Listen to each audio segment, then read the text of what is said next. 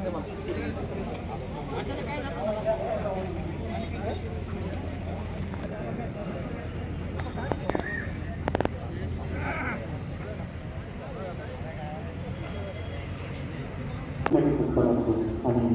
जनतेच्या संरक्षण उद्घाटन सोहळा या ठिकाणी संपन्न होत आहे.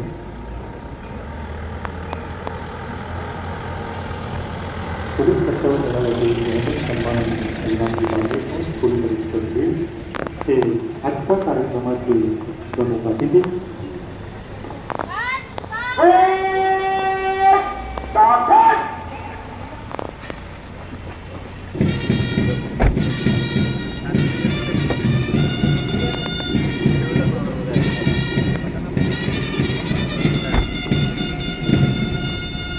आजच्या कार्यक्रमाचे सन्माननीय तर विशेष प्रमुख जिल्हावंत यांचे सन्मान झालेले आहे आणि बीड जिल्हा पोलीस दलाच्या वतीने सन्माननीय अविनाशजी पाटील पोलीस अधीक्षक हे प्रमुख अतिथी यांचा सन्मान करत आहे.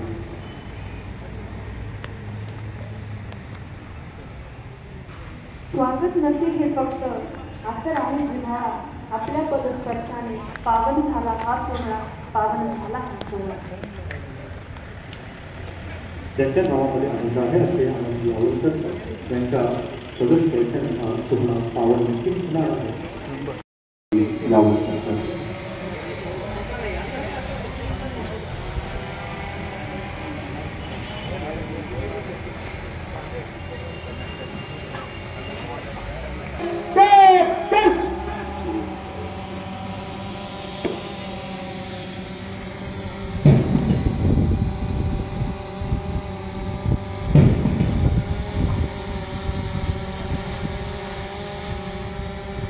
आम्ही अशी शपथ घेतो की छत्रपती संभाजीनगर परिक्षेत्रीय पोलीस कर्तव्य मेळावा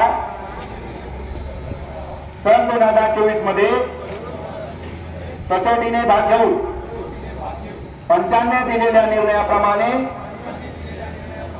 जो नियम लागू आहे त्याचे तंतोतंत पालन करू व पोलीस दलाची मान उंचावेल असे वर्तन करू. जय हिंद. हवे तिरंगा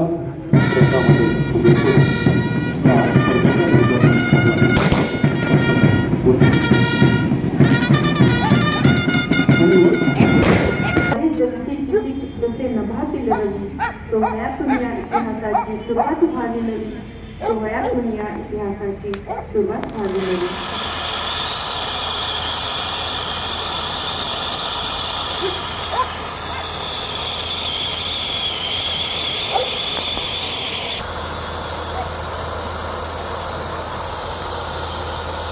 आजचा हा उद्घाटन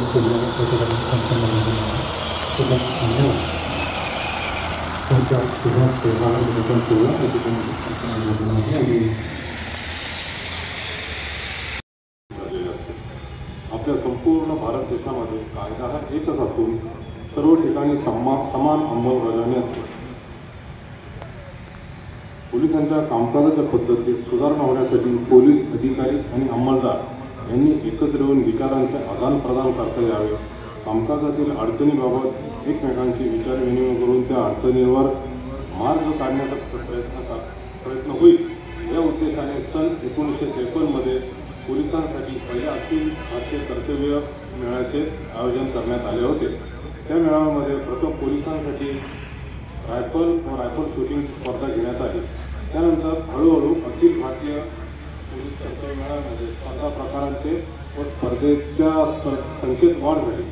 सध्या घेण्यात असलेल्या स्पर्धांमध्ये विविध नवीन अत्याधुनिक जे इव्हेंट आहेत police photography, scientific investigation, computer awareness, anti डेमोटिक्सचे या पदार्थ यांचा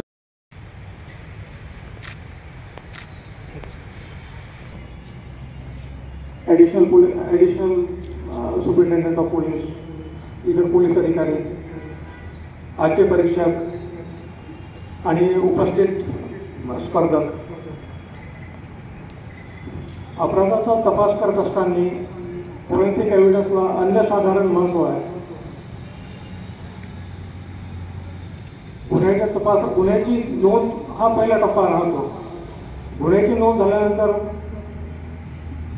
त्याचा तपास खऱ्या अर्थाने सुरू होतो.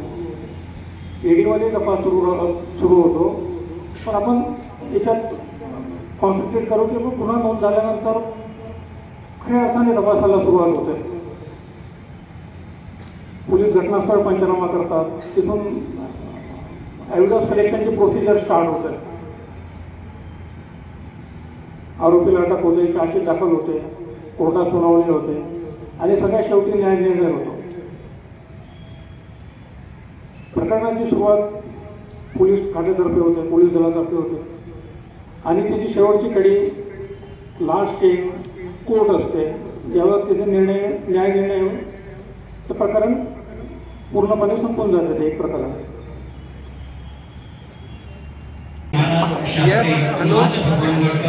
यांच्या शुभ हस्ते